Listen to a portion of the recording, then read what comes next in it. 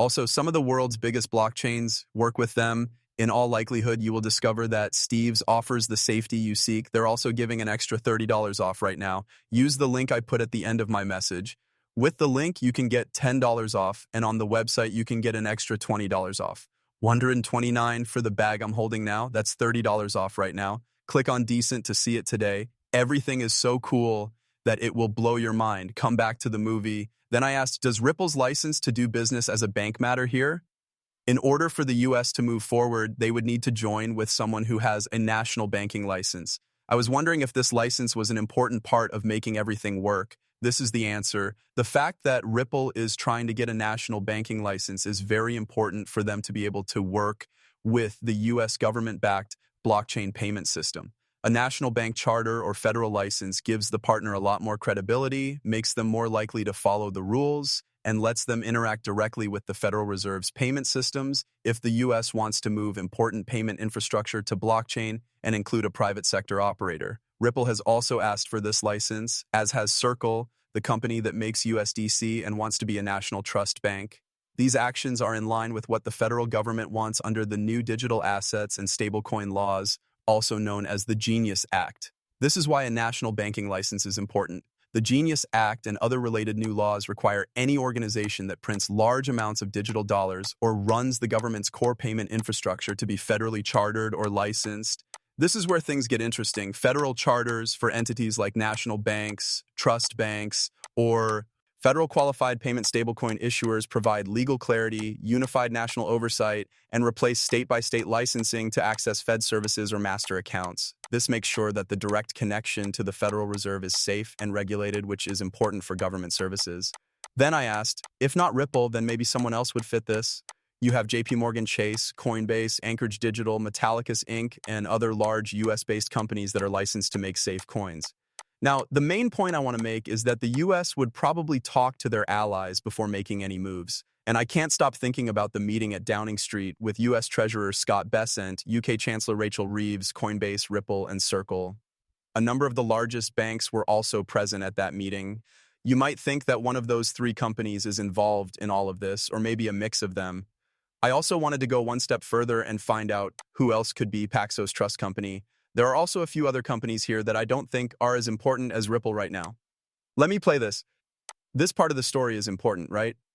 Not long ago, I used this clip in a film. That's what does a company have to do to give technology to the US? Is it possible? Here, let me show you. I explain what a free seller is because I made it and didn't want to work for the government. I was making the shift. How do you find a free vendor? For free, a seller who sells goods to the government of the United States is called a gratis vendor. It doesn't get sold. Okay, you're giving us everything we need to become vendors, so I don't have to go through the whole process. Is it then okay for the president to accept it if you give it to Article 2, which is his stuff, because it's free? I'm sorry, but what does this look like? Some software is what I do. Writing software is what you do. What is an example? He is showing you how to do it. Pay attention. I'm sorry, but what does this look like?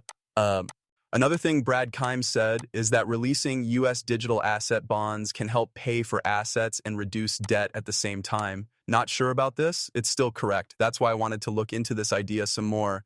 Yes, the government could put the bond market on a national blockchain. This could be done in partnership with companies like Ripple to make the system more stable and keep it from falling apart. By turning U.S. treasuries into tokens and settling deals with assets like XRP and RLUSD, there are real, structural, and technical benefits for speed, openness, and resilience. How blockchain-based U.S. treasuries would work: U.S. treasuries would be released as tokenized blockchain-based assets that can be minted and redeemed in real time by both institutional and individual buyers. There are tokens that can be used for more than one thing, and Ripple has been tokenizing funds with Ondo, BlackRock, and OpenEden. For the U.S. government to see, this was a way to show them that this can be done quickly on the XRP system. It wouldn't surprise me if everything here turns out the way we think it might. The fully integrated and US-backed RLUSD stablecoin from Ripple allows for instant atomic settlement for these coins. This is in contrast to older +2 systems that delay transactions for days, or more like T+1 at this point, which is fine. The blockchain would be a public, unchangeable, audible ledger where all trades and collateral transfers would be recorded quickly and in full view of everyone. The benefits of tokenizing the bond market are clear and quick settlement, increased security and openness, lower costs, and better use of resources. Tokenization can open up the U.S. Treasuries to a global market for both large and small investors, allowing fractional ownership. This increases access and makes the market more liquid. Smart contracts can also make compliance, collateralization, coupon payments, and settlement more automated, which can lead to new structured products and more efficient repo markets. Finally, Ripple joined the $12 trillion swap market not long ago. All of these things are linked to each other in some way. You just need to figure out how everything goes together. Better collateral mobility treasuries because on-chain assets can be rehypothecated right away, which makes it easier for banks and funds to handle their cash flow. Also, man, this is a totally different thing. I'm not going to talk about this. It's possible that I don't know how this will all turn out. I am aware that the Trump government often talks about using blockchain to help with US payments. Now, unless they've already been working on something that most likely isn't true, right? Since FedNow wasn't blockchain, it wasn't meant to be the new method. There is one main method at the Fed, and since Trump wants to go this route, it makes sense for them to work with a private company. And I think this is the only private blockchain infrastructure business that fits the bill, because you have to imagine being linked to other people.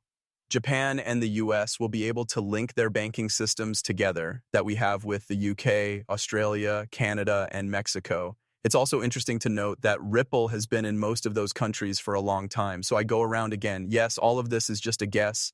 Yes, I find it hard to prove all of this, but I want you to think about what I said. How is the US going to do this without help from a business? And if the US goes to a private company like the one we saw between the US and the UK, right? Is that here? Let me check. Wow, wait a minute. I'm making another video right now. In this case too, Ripple is a member of ABA, but not Circle. This is S. Something else I talked about in my first movie, the American Bankers Association, is it? Why this is important, I'll show you. At the moment, Ripple is the only big cryptocurrency business that is. Do you think the US's brand new financial system is based on the XRP ledger or Ripple Nets? That's what this video was meant to answer.